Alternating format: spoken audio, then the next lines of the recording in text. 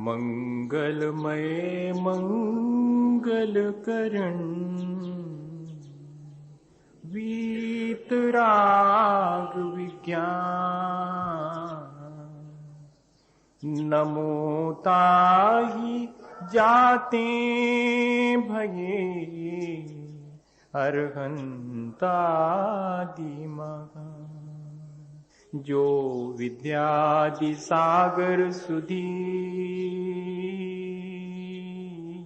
जो विद्यादि सागर सुधी गुरु हैं हितैषी शुद्धात्म में निरत नित्य हितोपदेशी वे पाप ग्रीष्म ऋतु में जल हैं सयाने पूजूं उन्हें सतत केवल ज्ञान पाने पूजूं उन्हें सतत केवल ज्ञान पाने। बोले भगवान महावीर स्वामी के, आचार्य कुंद कुंद स्वामी के, आचार्य गुरुवर विद्यासागर मुनि महाराज के।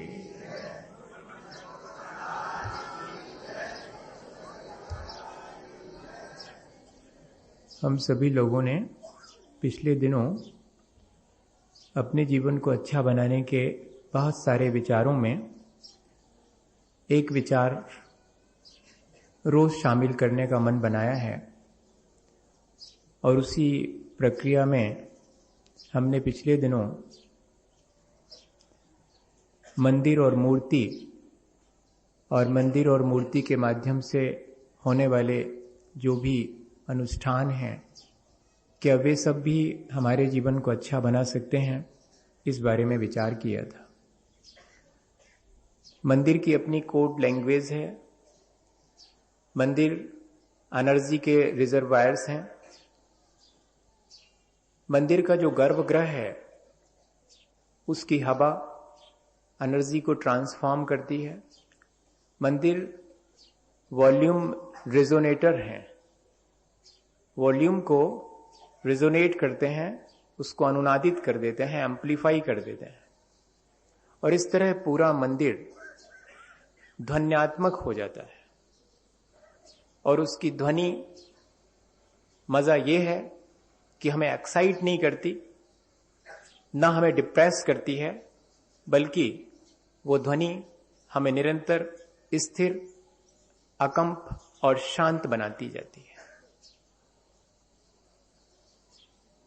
मूर्ति उस सारी ध्वनि के बीच अगर गौर से देखा जाए तो एकदम निष्कंप और स्थिर मंदिर के केंद्र में विराजमान रहती है। मंदिर चौकोन है, परिक्रमा गोल है और परिक्रमा के सेंटर में मूर्ति एकदम स्थिर है। आखिर क्या मैसेज देना चाहते हैं इस तरह एक अरेंजमेंट करके? ये इस तरह का अरेंजमेंट किसके दिमाग में आया? क्यों इस तरह से अरेंज किया है इसको? उसके पीछे कोई साइंस था? उसके पीछे जीवन को परिवर्तित करने का कोई आर्ट था क्या? रहा होगा, हम लोग भूल गए हैं। वो प्रतीक है। मंदिर चौकोन है और दोनों दीवारें एक दूसरे के पैरेलल हैं, वे कभी एक दूसरे से मिल नहीं सकती। ऐसे ही शरीर में इंद्रियां हैं जो जिनकी पूर्ति हम करें उनके विषयों की, तो वे अंतहीन हैं, वे कभी भी पूरी नहीं हो सकती। मंदिर की परिक्रमा गोल है, ठीक हमारे मन की तरह, जो निरंतर चक्कर संसार के लगाने में मशगूल रहता है, वो प्रतीक है। और इतना ही नहीं, इस शरीर और मन के बीच बैठी हुई है चेतना, जो कि निष्कंप है, स्थिर है। ठीक इसी तरह शरीर, मन और उसके बाद चेतना जहां की मूर्ति विराजमान है, कहीं ऐसा तो नहीं कि मंदिर और परिक्रमा शरीर से पार हो, मन की सीमाएं भी लांघो, तब जाकर के और फिर उस मूर्ति में बैठे हुए मूर्तिमान से साक्षात्कार हो सकेगा। शायद ये प्रक्रिया हमें हमारे आचार्य भगवंत देना चाहते हो, इसलिए ये इस तरह का अरेंजमेंट किया गया। हमें इस कोड लैंग्वेज को समझना चाहिए मंदिर और मूर्ति की। और इतना ही नहीं, वो जो गर्भगृह है उसकी भी अपनी एक महत्ता है। किसी ने परसों के प्रवचन के बाद ये बात पूछी थी कि क्या हम एक मूर्ति को अपने घर में ले जाकर उस पर भी अभिषेक की प्रक्रिया दोहराएं तो क्या वही रिजल्ट्स आएंगे जो कि मंदिर में रखी हुई गर्भगृह के भीतर मूर्ति पर अभिषेक करने पर रिजल्ट्स आते हैं? क्योंकि साइंस हमेशा कोई भी नियम बनाता है तो वो सार्वभौमिक और सार्वकालिक होता है। हाइड्रोजन ऑक्सीजन मिलके अगर पानी लेबोरेटरी में बनता है तो पानी इंडिया में भी बनेगा और अमेरिका में बनेगा और आपके घर में ही बनेगा। ये लेकिन हम भूल जाते हैं कि वो हाइड्रोजन ऑक्सीजन ऐसे नॉर्मल कोर्स में अगर मिक्सअप होगी तो वाटर नहीं बनेगा। उसके कैटलिस्ट चाहिए, उसके लिए एनवायरनमेंट भी चाहिए, उसके लिए जो जो चीजें आवश्यक हैं वे सब जब इकट्ठी होंगी तब हाइड्रोजन ऑक्सीजन मिलकर के वाटर में कन्वर्ट होगी। ठीक यही प्रक्रिया मंदिर के भीतर अभिषेक की है। अभिषेक में नेगेटिव आयंस बनना शुरू होते हैं, H+OH-। पानी की अपनी जो pH वैल्यू है, परसेंटेज ऑफ हाइड्रोजन आयन, उसकी वजह से, क्योंकि जीरो तो होता नहीं है, pH वैल्यू होना तो चाहिए जीरो, लेकिन एसिडिक या अल्कलिक वाटर होता है। एकदम प्योर वाटर तो हमारे पास है नहीं, डिस्टिल्ड वाटर से तो अपन करते नहीं है कि जिसकी pH वैल्यू जीरो।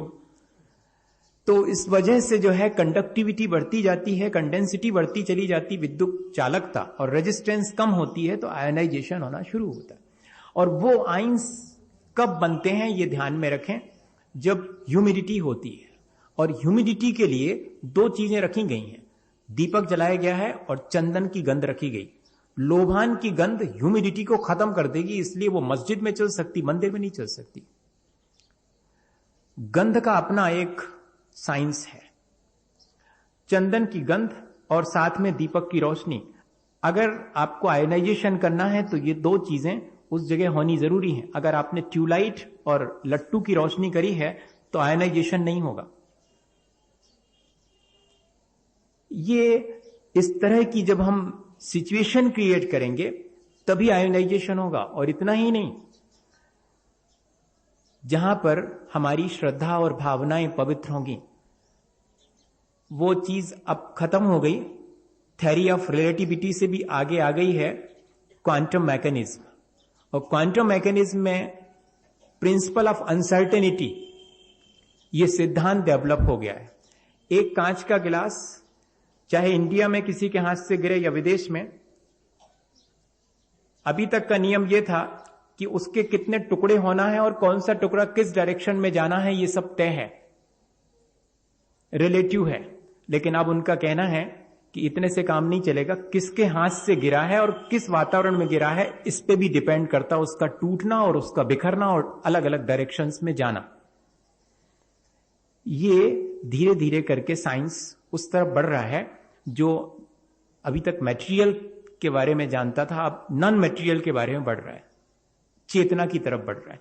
तो ये जो मंदिर का गर्भगृह है वो चेतना का एक बहुत समृद्ध क्षेत्र है, जहां की हमारी भावनाएं पवित्र होती हैं तभी हम प्रवेश करते हैं। जहां हम श्रद्धा से भरे होते हैं तब प्रवेश करते हैं गर्भगृह में।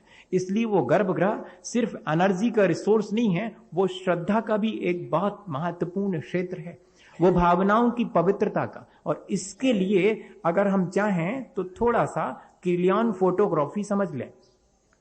किलियन फोटोग्राफी डेवलप हुई थी 1940 में, और उसमें उन्होंने, साइंटिस्ट ने क्लियॉन नाम के जो साइंटिस्ट थे, उन्होंने ये तय किया था कि हमारा अपना भाव दशा का भी फोटोग्राफ हम ले सकते हैं।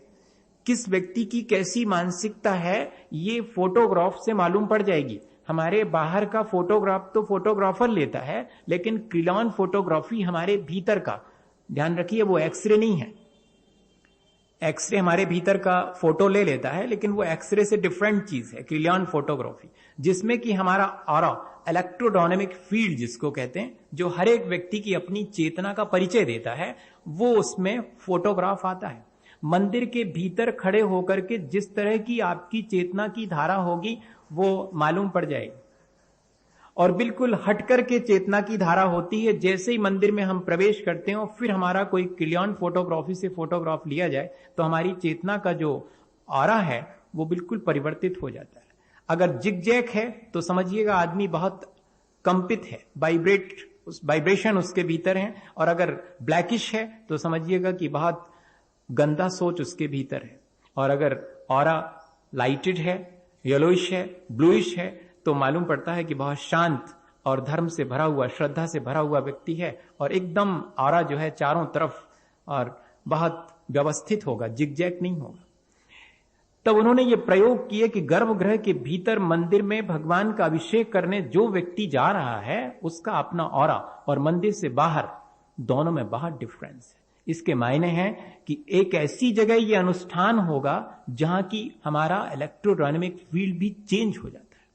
इसलिए ये बात हमारे मन से हट जानी चाहिए कि इस प्रयोग को हम कहीं भी दोहराएंगे तो वैसे ही रिजल्ट्स आएंगे।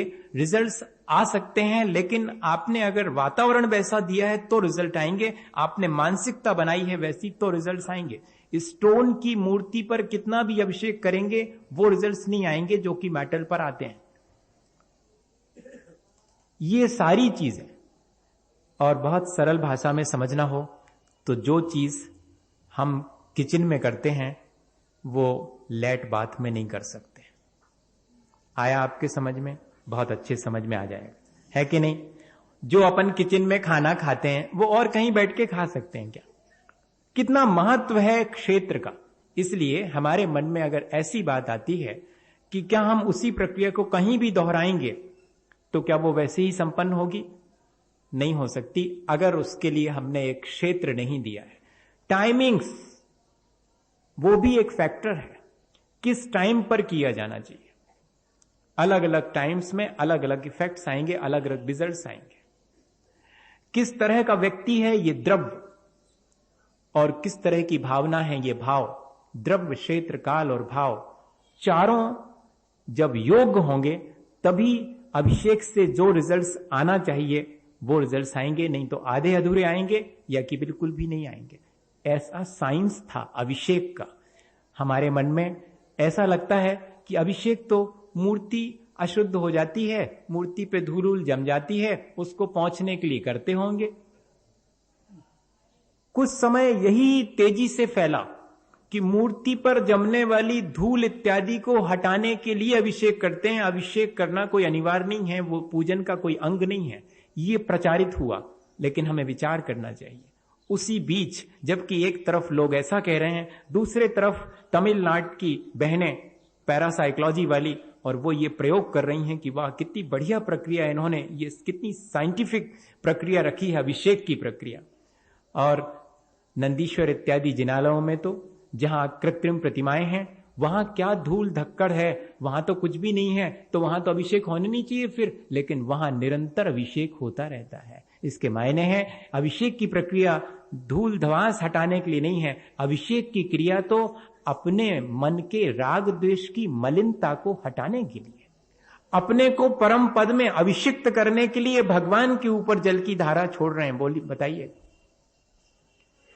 मेरा तो परम औदारिक शरीर नहीं है भगवान, आपका परम औदारिक शरीर है। आपके परम औदारिक शरीर पर जल की धारा छोड़ता हूं तो गंधों तक निकलता है। मैं अपने इस अपवित्र शरीर पर जल की धारा छोड़ूं तो सिवाय गंदे जल के कुछ नहीं निकलने वाला। लेकिन मैं उस गंधोदक से अगर अपने माथे पर लगा लूं तो मेरी पर्याय भी पवित्र हो जाएगी। पावन भई पर्याय मेरी, मैं भयो पूर्ण धनी। मैं इस अभिषेक की प्रक्रिया से अपने मन की मलिनता को, आप तो परम पवित्र हैं, पढ़िए अभिषेक पाठ। आपकी मलिनता को हटाने के लिए मैंने ये अनुष्ठान नहीं किया है, आप तो परम पवित्र हैं, मैंने अपनी मलिनताओं को हटाने के लिए आपके ऊपर जल की धारा छोड़ी। एक और प्रश्न साइड में धीरे से आ जाता है उसके, कि जब मुनि महाराज स्नान नहीं करते, उनके स्नान व्रत होता है, तो देखो तो भगवान कैसे स्नान कर सकते हैं, ऐसा एक लॉजिक था। लेकिन ध्यान रखें, न मुनि महाराज अभिषेक करते हैं, न साक्षात जिनेंद्र भगवान का अभिषेक हो सकता है, ये तो जिन बिंब का अभिषेक है। और पंच परमेष्ठी के अगर बिंब बनाए जाएं, मूर्ति नहीं बनाई जा रही, बिंब, मिरर इमेज, हु बहु वैसा ही, ओरिजिनल नहीं है।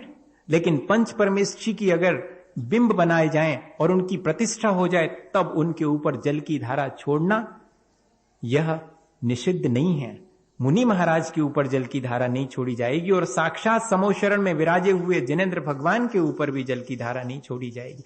इसीलिए तो जबकि सौधर में इंद्र चाहे तो 160 नहीं 170 जगहों पर अगर एक साथ जिनेंद्र भगवान के समोशरण लगे हों 2.5 दीप में, तो सब समोशरण में जाए और वहां दिव्य ध्वनि सुने। लेकिन जब अष्टान का पर्व आता है तो दिव्य ध्वनि छोड़ देता है, वो कहता चलो नंदीश्वर चलेंगे, ठाट बाट से भगवान का अभिषेक करेंगे। अरे साक्षात जिनेंद्र भगवान के चरणों में जाकर के बैठते ज्यादा लाभ मिलता, कहते नहीं, जिन बिंब के दर्शन से मुझे सम्यक दर्शन हो सकता है, जिनेंद्र भगवान के दर्शन अकेले से नहीं हो सकता। समोशरण में बैठे हुए साक्षात जिनेंद्र भगवान के दर्शन से लिखा हो सम्यक दर्शन नहीं, जिन बिंब दंशनी न, जिनेंद्र भगवान के बिंब के दर्शन करने से और सम्यक दर्शन की प्राप्ति हो जाती है। जिन बिंब पर अभिषेक और जिन बिंब की पूजा अत्यंत महत्वपूर्ण प्रक्रिया है।